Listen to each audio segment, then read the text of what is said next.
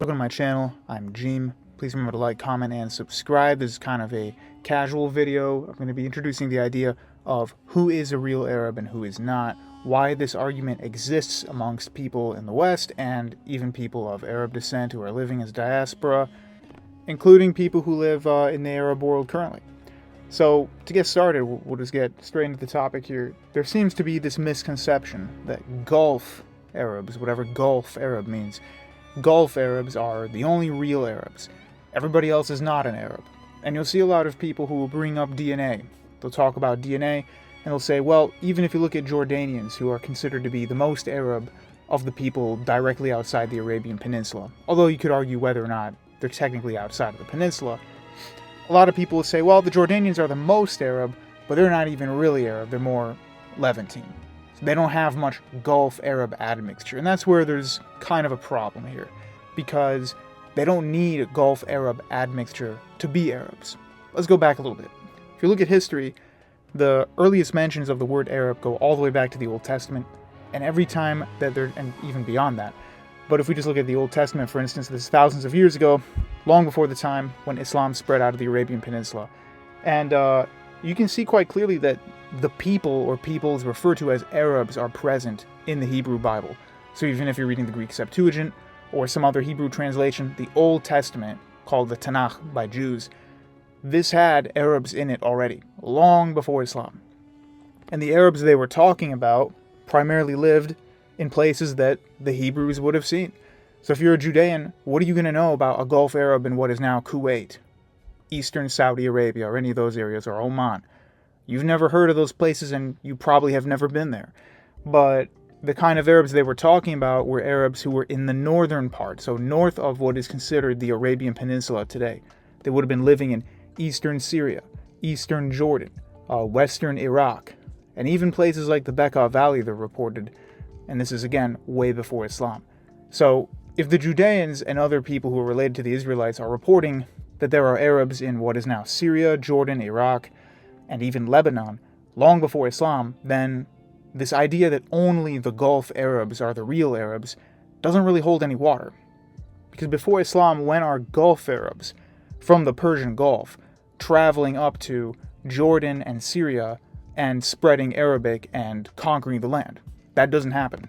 That doesn't happen until the time of Islam, and even then you could argue that most of the tribes are actually coming out of Central Arabia, a region called Najd.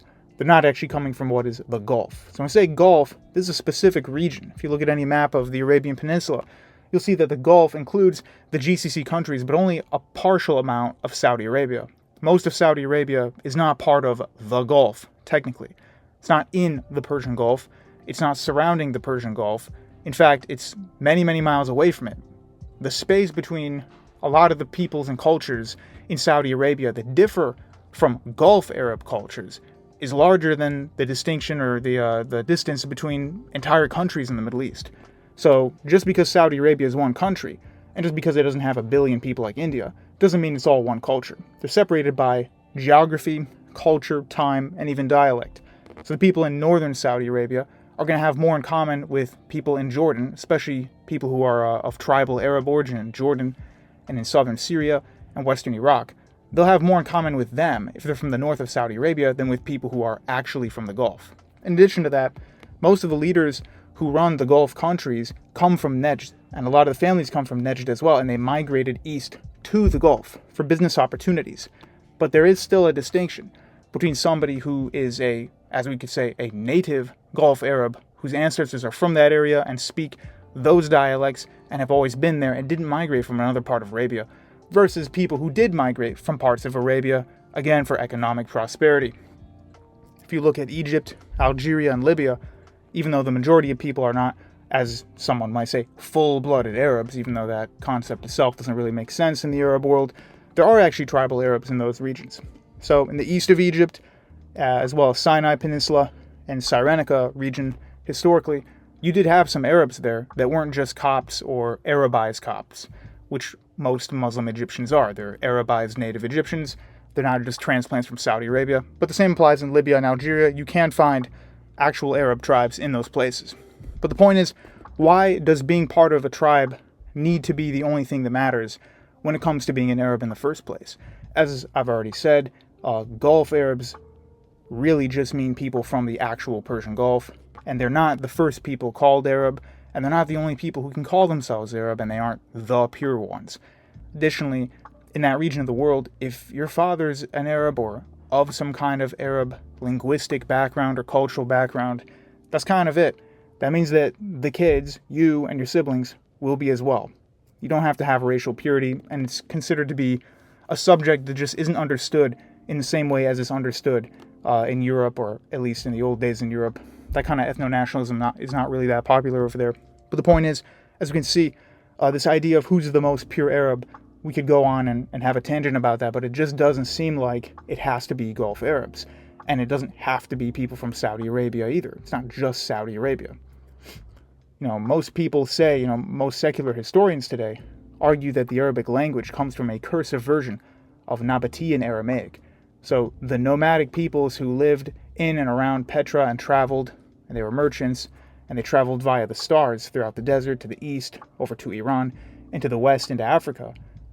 These people were the Nabateans. They didn't call themselves Arabs per se, but it's very clear that the word Arabic is basically a denotation of the language of people who call themselves Arabs. So we know that people were called Arabs or called themselves Arabs before Arabic even existed. So the language is named after the people or a collection of peoples. Number two, you have the Romans also calling random areas Arabia. They called Jordan Arabia Petraea. They called parts of Anatolia Arabia. They called Egypt Arabia, and etc. There are a lot of areas called Arabia. And this was before we called what is now the Arabian Peninsula, the Arabian Peninsula. So the Arabian Peninsula, the words Saudi Arabia, and the Arabic language all come after the foundation of an ethnicity or a culture or a movement of peoples called Arabs. So we cannot say it's just Gulf Arabs, it's just Saudis, or it's just people from the peninsula, because all of those come about after the much earlier records of Arabs in Syria and Jordan. For the most part, it makes sense to say that the Arab identity is kind of like a Hispanic or Latino identity. There's a lot of people with different backgrounds who adopted Arabic as a full language because it was the most similar popular language to whatever their previous dialects had been. So if you look at Lebanon, for instance, they spoke, for the most part, Aramaic, and some of the coastal elites spoke Greek. But they very quickly adopted Arabic because now the elites of the region were not the Greeks from Constantinople, or the Greek-speaking Romans, but rather they were the Arabs. And it was easy to learn Arabic if you already knew Aramaic. Same applies to much of Syria, and with Iraq, they had their own variations of the Aramaic language. So it's very easy for these people to become Arabs.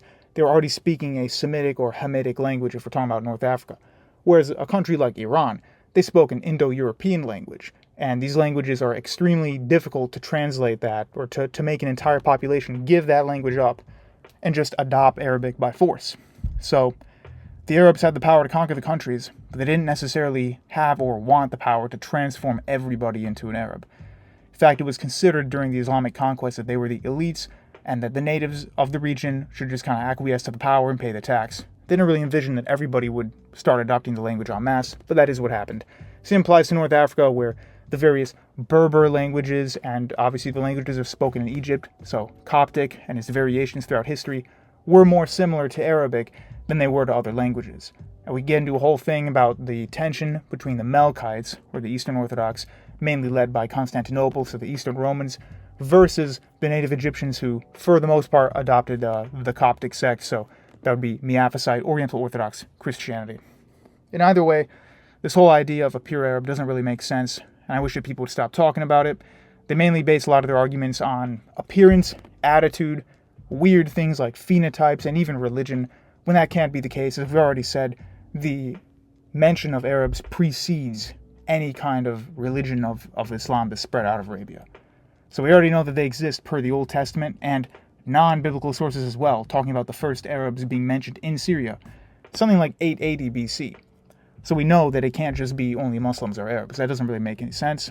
And we know that it can't just be from one specific region, because we talked about their origin again way before Islam. So I don't know why people bring these up. As for phenotypes and appearances, I think that's a lousy argument. There are Saudis that I've met and have known and currently do know who have the same skin tone that I do. and they have light features. And there's a lot of people from the Arabian Peninsula that do nowadays simply because they're inside. They have technology, they have air conditioner.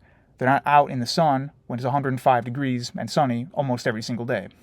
Obviously exaggerating a little, but the point is it's extremely hot and sunny there, and if you're out there all the time for most of your life, you will build up a different appearance.